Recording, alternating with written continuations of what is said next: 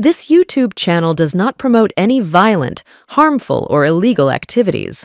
All content provided by this channel is meant for an educational purpose only.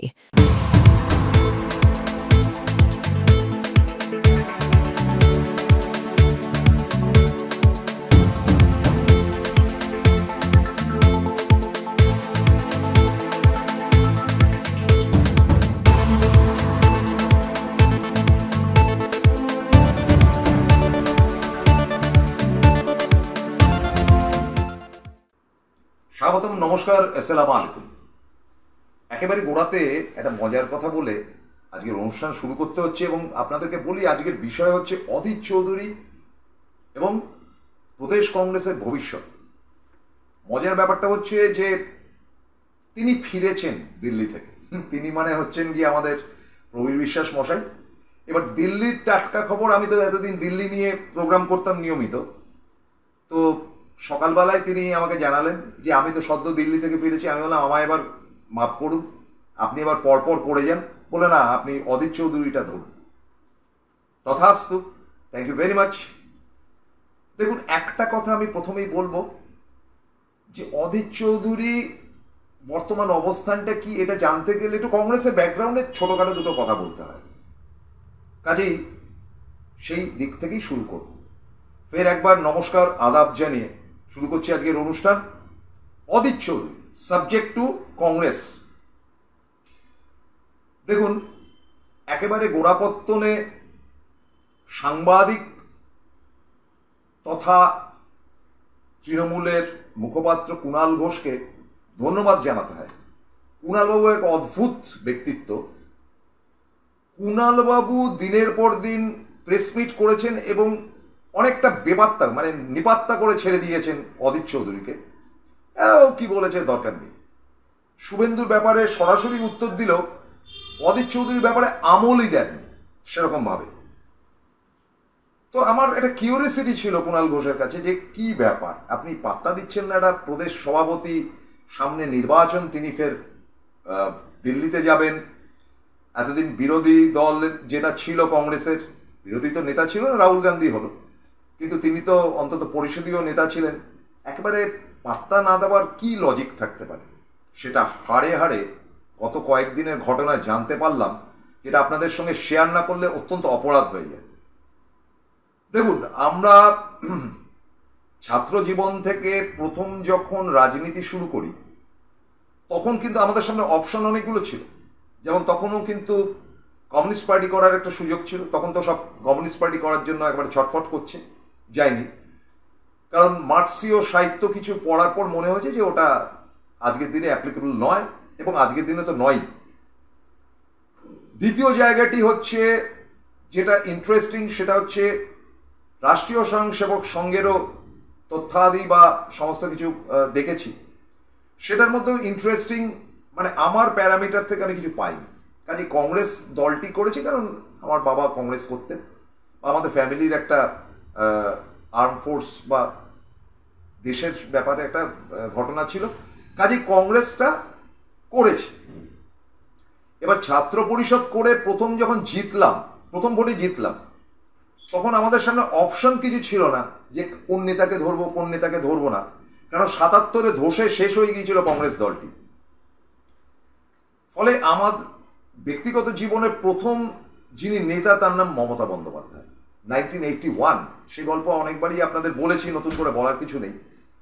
এবার ধরুন, কংগ্রেসকে ভালো কেন লেগেছে, কি বৃত্তান্ত, সেটা অনেক ঘটনা, আমার ব্যক্তিগত জীবন নিয়ে গল্প করতে চাই না, কিন্তু ওটাই বললাম যে কংগ্রেস দীর্ঘদিন ধরে করেছি এবং কংগ্রেস করার সাথে সাথে কতগুলো ঘটনা, যেটা 2000-এ এসে রাজনীতি ছেড়ে মিডিয়া জগতে ঢুকেছি, তার আগে অবধি কংগ্রেস থেকে তৃণমূলে চলে গিয়েছিল।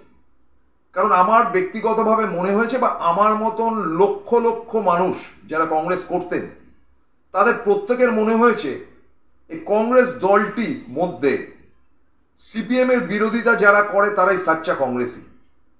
এবং মনে হওয়াটাই স্বাভাবিক, কারণ 34 বছরের সিপিএম জমানা। আমরা যখন তৃণমূল কংগ্রেস হচ্ছে তখন 34 বছর তো না, তখন 23-24 বছরের তৃণমূল জমানা ছিল, এই সিপিএম জমানা ছিল। সেখান থেকে তৃণমূলের আগমন হয়। তো শত্রুকে ছিল, মানে রাজনৈতিক বৈরিতা বা বিরোধিতার জায়গাটা কার সঙ্গে ছিল? অ্যাবসলিউটলি সেটা সিপিএম এর সঙ্গে ছিল। এবং সিপিএম কি বিপুল পরিমাণে অত্যাচার করেছে ছাত্রমহল থেকে শুরু করে কংগ্রেসীদের উপর। যেদিনকে তারা বিদায় নেয় তখন কংগ্রেসীদের নিধনের সংখ্যা হচ্ছে 55,000-এর বেশি। 55,000-এর বেশি কংগ্রেস কর্মী খুন হয়েছিল কিন্তু সিপিএম এর হাতে। ফলেই চিরকালের তৃণমূল কংগ্রেস বলুন বা সাচ্চা কংগ্রেসি কালচার থেকে আসার লোকেদের কাছে প্রধান শত্রু আজকেও 2024-এর এই মানে last day of or first day of August আমি বলতে বাধ্য হচ্ছি যে আজকেও তৃণমূল কংগ্রেসের প্রধান শত্রু হচ্ছে গিয়ে সিপিএম। হ্যাঁ, সিপিএমটাই তো পরে বিজেপি হয়ে গেল। মানে সিপিএম এর লোকেরা যখন ধান্দাবাজি শেষ হতে আরম্ভ করলো তখন সব গুড়গুড় করে সিপিএম এ চলে গেল। কাজেই সিপিএম এর সঙ্গে দহরম মহরম কংগ্রেসি যাদের ছিল তাদেরকে অফিসিয়াল কংগ্রেস বলা হতো। এবং আমি কাউকে খাটো করতে চাই না, আজকে তাদের অনেকেই প্রয়াত, অনেকেই সিপিএম এর সঙ্গে সখ্যতা করে চলেছে দিনের পর দিন। এবং তৃণমূলের মধ্যেও এখনো যারা যারা রয়েছেন তাদেরও কেউ কেউ সিপিএম এর সঙ্গে বেশ বন্ধুত্ব করেই চলতেন। তাহলে বিরোধিতাটা কে করবে? বিরোধিতার জায়গা থেকে একমাত্র মুখ ছিল মমতা ব্যানার্জি। কোনোদিন কম্প্রোমাইজ করেনি। তার মাথা ভেঙেছে, 93-তে এতগুলো লোকের মৃত্যু হয়েছে, আন্দোলনের পর আন্দোলনে তাকে চুলের মুঠি ধরে টেনে নামানো হয়েছে। তিনি একটি গরিব পরিবারের মেয়ে, সেখান থেকে একটা ঘরে 10 জন শুতো এরকম ধরনের একটি জায়গা থেকে তিনি উঠে এসছেন, তিনি মুখ্যমন্ত্রী হয়েছেন। কিছুক্ষণ আগে এক ভদ্রমহিলার সঙ্গে গল্প হচ্ছিল, আমি বলেছিলাম যে এটাকে এক্সেপশনাল, ভারতবর্ষের কেন পৃথিবীতে এরকম ধরনের ঘটনা প্রায় পাওয়াই যায় না। ফলে তার প্রতি আমাদের আকর্ষণ থাকবেই, এবং সেই আকর্ষণ থেকে কংগ্রেস করেছে। এবং প্রত্যেকে যারা কংগ্রেস ছেড়ে তৃণমূল করেছে একই ব্যাপার। তো সেই কংগ্রেস যেটা ছিল অফিসিয়াল কংগ্রেস, সেই অফিসিয়াল কংগ্রেস দলটির মধ্যে যারা মধ্যমণি ছিলেন, যারা কাণ্ডারি ছিলেন, তারা হচ্ছেন কি সোমেন মিত্র অ্যান্ড ব্যাটালিয়ান্স। আপনাদেরকে বলি যে এই যে সোমেন মিত্র অ্যান্ড ব্যাটালিয়ান, তাদের উপর কিন্তু ঝড় ঝাপটা আঘাত জ্যোতিবাবুরা কোনোদিন করেনি। যত কিছু ঝড় ঝাপটা এসছে সেটা মমতার উপর। এবং একেবারে ঘোরতর সিপিএম বিরোধী হিসাবে যারা খ্যাত ছিলেন, মমতা বন্দ্যোপাধ্যায় 1 নম্বর থাকলে আর যারা যারা ছিলেন নামগুলো কয়েকটা বলি, সবার নাম বলা সম্ভব না। 1 নম্বর ছিল প্রিয়রঞ্জন দাশমুন্সী, আনকম্প্রোমাইজড। দ্বিতীয় নামটি হচ্ছে অজিত পাজা, চিরকাল সিপিএম এর বিরুদ্ধে লড়াই করে জিতেছেন, কিন্তু প্রথম দিকে তিনি সোমেনের দিকেই ছিলেন। অজিত পাজার বিভিন্ন মানুষ যদি এই অনুষ্ঠানটি দেখে থাকেন তাহলে দয়া করে কিছু মনে করবেন না, it's a part of my program. এরপরে যার কথা বলতে হয় তিনি হচ্ছেন সৌগত রায়, আমাদের সুদীপ বন্দ্যোপাধ্যায়। এরা প্রত্যেকেই কিন্তু মানে ঘোরতর সিপিএম বিরোধী ছিল। এবং অবশ্যই তাপস রায়ও ছিলেন ঘোরতর সিপিএম বিরোধী, কিন্তু লবিটা ছিল তাপস রায় সোমেন মিত্রর সঙ্গে। এবং সোমেন মিত্রর সঙ্গে সখ্যতার কারণে তাকে বারংবার কিন্তু ভোটে হারতে হয়েছে, কারণ সিপিএম তাকে ছেড়ে কথা বলেনি।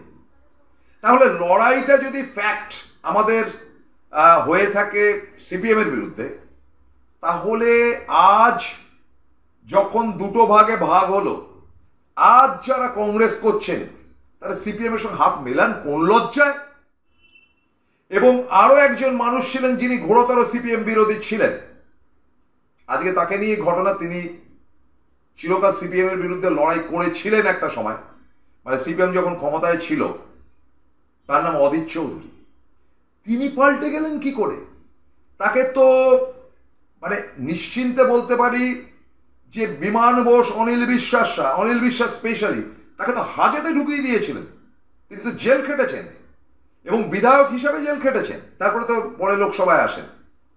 তিনি অদিতদা ভুলে গেলেন সেই সব ঘটনা। তিনি কি করে 2016-তে সিপিএম এর সঙ্গে হাত মেলালেন? শুধু 2016 নয়, 2016-র পর 2021-এ মেলালেন, এবং বিগত লোকসভাতেও তিনি সিপিএম এর সঙ্গে হাত মেলালেন। হ্যাঁ, ডেফিনিট করে বিজেপির মতন, বর্তমানে মোদির বিজেপি তো একটা আনকালচার্ড দল, ছেড়ে দিন, সেটা জ্যোতিবাবুর বক্তব্য, সেটা আমারও বক্তব্য, বোগাস। সেই দলের সঙ্গে ওঠাপড়া তো দূরস্থান, তাদের সঙ্গে কথা বলবার আগ্রহ পর্যন্ত আমার নেই। কিন্তু তাই বলে সিপিএম এর থেকেও বড় প্রতিদ্বন্দ্বী হিসাবে আমি বিজেপিকে রাখতে রাজি নই আজকেও, অ্যাজ অন ডেট। সিপিএম যে ক্ষতি করে দিয়ে গেছে আমাদের জীবনে, আজকে তো বার্ধক্য এসে গেছে, কিন্তু আমাদের চলার পথে অনেক দূর যেতে পারতাম যদি সিপিএম রাজ না থাকতো। যে যোগ্যতা ছিল বা যে যুক্তি ছিল পাইনি, শুধু সিপিএম এর কমরেডরাই পেয়েছে। রাগ থাকবে না আমাদের, ক্রোধ থাকবে না আমাদের। তো এবার বলি যে অধীর চৌধুরী কিন্তু সিপিএম বিরোধী ছিলেন, কিন্তু তিনি মমতা বিরোধী ছিলেন তার থেকেও বেশি। তিনি 2011-তে যখন কংগ্রেস এবং তৃণমূল একসাথে গভর্নমেন্ট করলো, তখন সরাসরি প্রশ্ন করা হয়েছিল, তখন বোধহয় মানস ভুঁইয়া প্রেসিডেন্ট ছিলেন, যে তোমাদের তরফ থেকে 4-5 জন মন্ত্রীকে পাঠাও। তখন অধীর চৌধুরীর ইচ্ছে অনুযায়ী যারা একটুখানি মমতার দিকে ঝোঁকা যে চরিত্রগুলো ছিল, দেবপ্রসাদ রায় বা মিঠুদা, তাদেরকে বাদ দিয়ে এমন কয়েকজনকে মন্ত্রিত্বে পাঠানো হলো যারা ঘোরতর সোমেন মিত্রের ঘনিষ্ঠ ছিল এবং যারা সিপিএম ঘনিষ্ঠও ছিল। বলতে বাধ্য হচ্ছে, I am very sorry to say, যেটা ফ্যাক্ট সেটা ফ্যাক্ট বলবই।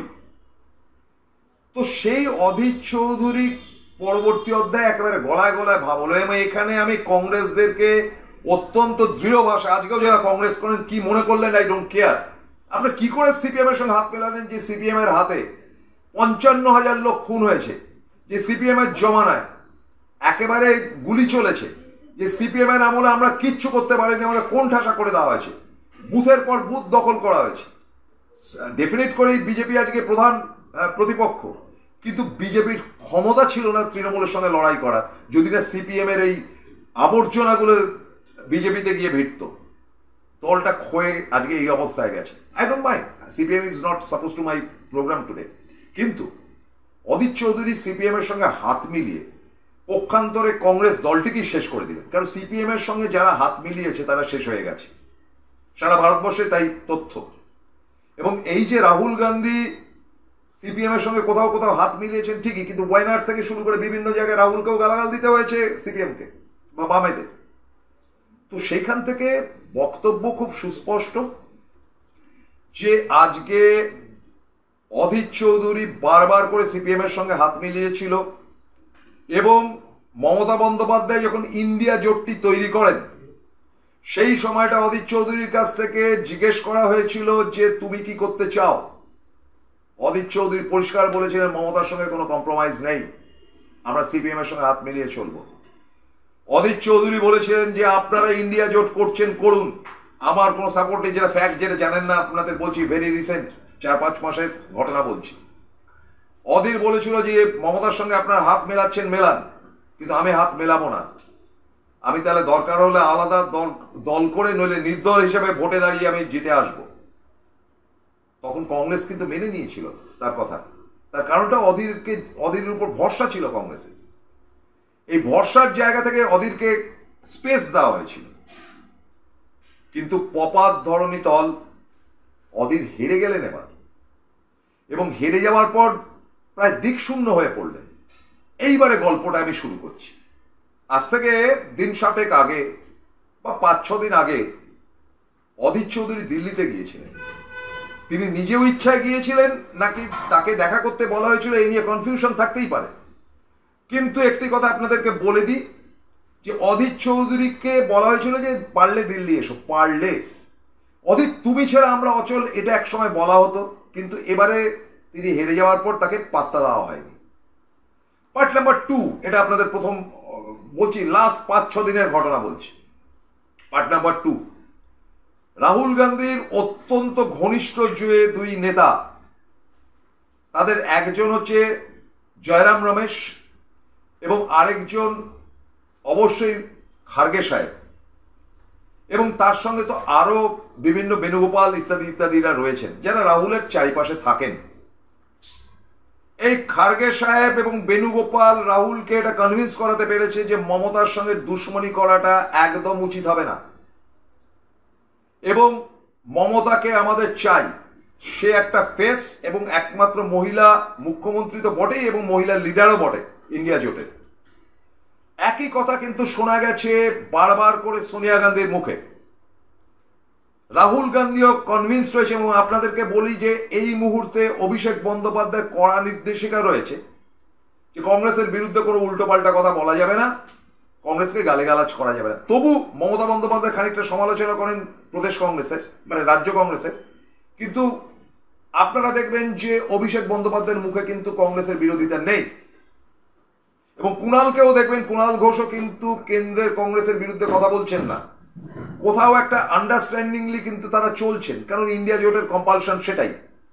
এবার অধীর আচমকা গিয়েই 5 দিন আগে আরো বিপদে ফেললেন, কারণ কংগ্রেসের একটা নিয়ম আছে যে প্রেসিডেন্ট বদল হলে, মানে নতুন প্রেসিডেন্ট খার্গে হয়েছেন, যে মুহূর্তে প্রেসিডেন্ট বদল হলো, মানে সোনিয়া গান্ধীর হাত থেকে টোটালটাই খার্গের হাতে গেল, সেই মুহূর্তে ভারতবর্ষে যতগুলো দপ্তরের যতগুলো প্রেসিডেন্ট আছে প্রত্যেকের পদ অটোমেটিক্যালি চলে গেল। এটা বিজেপির মধ্যেও এই নিয়ম আছে। কাজেই অধীর কার্যকরী সভাপতি হিসাবে রয়ে গেলেন, মানে রাজ্যের সভাপতি টেম্পোরারি। এই টেম্পোরারি শব্দ হচ্ছে বোধহয় কোথাও একটা, সরি, টেম্পোরারি সভাপতি হিসাবে তিনি কিন্তু কাজ চালাতে আরম্ভ করলেন। অধীর তাতে কিন্তু বেশ খানিকটা অপমানিত হলেন। এবং আজকে যখন তিনি দিল্লি গেলেন দিন 5 আগে, তাকে পাত্তা দেওয়া হলো না। একদম ভেতরের কথা বলছি, আপনার দরকার অধীর চৌধুরীকে জিজ্ঞেস করবেন, আমার সোর্স আমাকে বলেছে পাত্তা দেওয়া হয়নি। তিনি বহুভাবে চেষ্টা চরিত্র করেছেন। খার্গে পরিষ্কার বলেছে যে আমাদের আর অধীরকে দরকার নেই, ভেতরের খবর বলছি, বেণুগোপাল বলেছে অধীরকে আমার দরকার নেই। এবং মমতা বন্দ্যোপাধ্যায় যে নীতি আয়োগের মিটিংটা করতে গেছেন, সেটা কংগ্রেসের কেউ যায়নি, আবদলের কেউ যায়নি, বা যারা আজকে ইন্ডিয়া জোটে আছে তাদের কেউ যায়নি, কিন্তু প্রত্যেকে জানতো যে মমতা বন্দ্যোপাধ্যায় যাবেন মিটিংটাতে। এবং মমতা বন্দ্যোপাধ্যায় নিজেও জানেন যে তিনি মিটিংয়ে গিয়ে ইনসাল্টেড হবেন আলটিমেটলি, কিন্তু তিনি খবর হয়ে গেলেন। এবং খবর হয়ে যাওয়াটা অ্যাপ্রিসিয়েবল, এবং ইন্ডিয়া জোটের মানুষ প্রত্যেকে মমতার পাশে গিয়ে দাঁড়ালেন। এবং জয়রাম রমেশ বলেছেন যে এটা অত্যন্ত অন্যায় হয়েছে। স্টালিন বলেছে যে মমতাকে খাটো করা, দিদিকে খাটো করাটা অত্যন্ত নিন্দনীয়। প্রত্যেকটা দল মমতার পাশে দাঁড়িয়েছেন। তার মানেটা হচ্ছে, আপনাদেরকে বলি যে মমতা বন্দ্যোপাধ্যায়, পত্রপত্রিকা কি বলছে গুলি মারুন, মমতা বন্দ্যোপাধ্যায় যে দিল্লিতে যাবেন এবং নীতি আয়োগের মিটিং অ্যাটেন্ড করবেন এবং মিটিং থেকে বেরিয়ে আসবেন যদি ন্যূনতম তাকে সম্মান না জানানো হয়, সেটা কিন্তু ইন্ডিয়া জোটের প্রত্যেকে জানতো, বলে দিলাম আপনাদের। এবং মমতা জানতেন যে তাকে যদি মিনিমাম অসম্মান করা হবে তিনি বেরিয়ে আসবেন। আপনারা যদি বলেন যে এটা তো রাজনৈতিক চালাকি, তো চালাকি। এটা নিয়ে অধীর চৌধুরী বলছেন কোন নির্লজ্জ ভাবে তিনি গেলেন, বা এটা নিয়ে সিপিএম এর থেকে বলা হচ্ছে তো নিজেদের মধ্যে গড়াপ রয়েছে বলে তিনি যাচ্ছেন এই নীতি আয়োগ। তো আপনারা ক্রমাগত অত ফটর করছেন কেন? আপনাদের মাথার উপর ইন্ডিয়া জোটের যে রয়েছে, বা আজকে বিরোধিতার জায়গায় বিরোধী নেতা রয়েছে, তিনি তো কিছু বলছেন না। ফলে অধীরের উপর ইদানিং কংগ্রেস, দিল্লি কিন্তু ভয়ঙ্কর বিরক্ত, এবং তারা মনে প্রাণে চায় যে অধীর বিদায় হোক। এবং নতুন সভাপতির জায়গায় বলি যে সম্প্রতি একটি মিটিং এর মধ্যে অধীরকে ডাকা হয়েছিল, সেখানে রাহুল ছিলেন না। এবং তিনি ঢোকার আগে কিন্তু বলা হয়েছিল যে আমাদের প্রাক্তন রাজ্য সভাপতি অধীর চৌধুরী উপস্থিত হয়েছেন, যেটা শুনে কিন্তু ভয়ঙ্কর রকম অপমানিত বোধ করেছেন অধীর চৌধুরী। কাজেই অধীর চৌধুরী তখনই মনে প্রাণে ঠিক করেছেন নো মোর। এবং তিনি রাহুল গান্ধীর দিনের পর দিন অ্যাপয়েন্টমেন্ট চাওয়া সত্ত্বেও রাহুল গান্ধীর অ্যাপয়েন্টমেন্ট তিনি কিন্তু পাননি। এবং রাহুল গান্ধীর অ্যাপয়েন্টমেন্ট না পেয়ে অবশেষে তিনি কলকাতায় ফিরে এসছেন। এবং রাহুল তার সঙ্গে দেখা করবেন না, কারণ রাহুলের কাছে মমতা অনেক বেশি প্রয়োজনীয়। এবং নতুন যে সভাপতি হন না কেন, তার কাছে কড়া ইনস্ট্রাকশন রয়েছে যে মমতার সঙ্গে কোনো রকম দুশ্মনী করা চলবে না। মমতা বন্দ্যোপাধ্যায় আমাদের ইন্ডিয়া জোটের একটা বড় মুখ, যারা মমতার সঙ্গে মিউচুয়াল করে থাকতে পারবে তো থাকো, সামনের বিধানসভায় নির্বাচনে যদি মমতা মনে করে একা লড়বে তো লড়বে, কারণ মমতার জয় হওয়াটাও ইন্ডিয়ার জয়। আর যদি মমতা মনে করেন যে কয়েকটা সিট কংগ্রেসকে ছেড়ে দেবে, তবে তাই সই। এবং যে দুটি নাম উঠে আসছে, প্রদীপ ভট্টাচার্য বা দেবপ্রসাদ রায় আজ অব্দি মমতার বিরুদ্ধে একটা শব্দও করেননি। প্রদীপ ভট্টাচার্য ওই ঠিক আছে, তো এদের দুজনের মধ্যে কেউ একজন সভাপতি হতে পারে। এবং প্রদীপ ভট্টাচার্য তো বলেছে যে আগামী দিনে যদি তৃণমূলের সঙ্গে আমাদের সখ্যতা হয়, আপত্তি নেই, প্রদেশে আমরা রাজি আছি। ফলে অধীর চ্যাপ্টার ক্লোজড। এবং অধীরকে এখন দিল্লির কেউ চাইছে না। হেরে যাওয়ার লোককে কোনোদিনই কংগ্রেস পছন্দ করেনি। সেটা প্রিয়র ক্ষেত্রেও হয়েছে একটা সময়, যে প্রিয়দা যখন হেরে যান 1989-এ হাওড়া থেকে, তারপরে প্রিয়দাকে আর পাত্তা দেওয়া হয়নি। তারপর ফের যখন তিনি জিতে আসেন, তারপরে আবার তিনি ঠিক ছিলেন। অধীরকে আরো একবার জিতে আসতে হবে। সেটা আদৌ এই মুহূর্তে সম্ভব কিনা জানি না, তবে আপনারা অনেকেই ভাবছেন তাকে রাজ্যসভা থেকে পাঠানো হবে। এত কিছু হবে না। অধীরের সামনে একটা পথই খোলা, নরেন্দ্র মোদী তাকে খুব ভালোবাসেন, তিনি বিজেপিতে চলে যেতে পারেন। Now it's the choice of Adhir Chowdhury. I have nothing to say. That's the total story of Adhir Chowdhury, যাকে দিল্লি পাত্তা দেয়নি। Thank you very much and good night.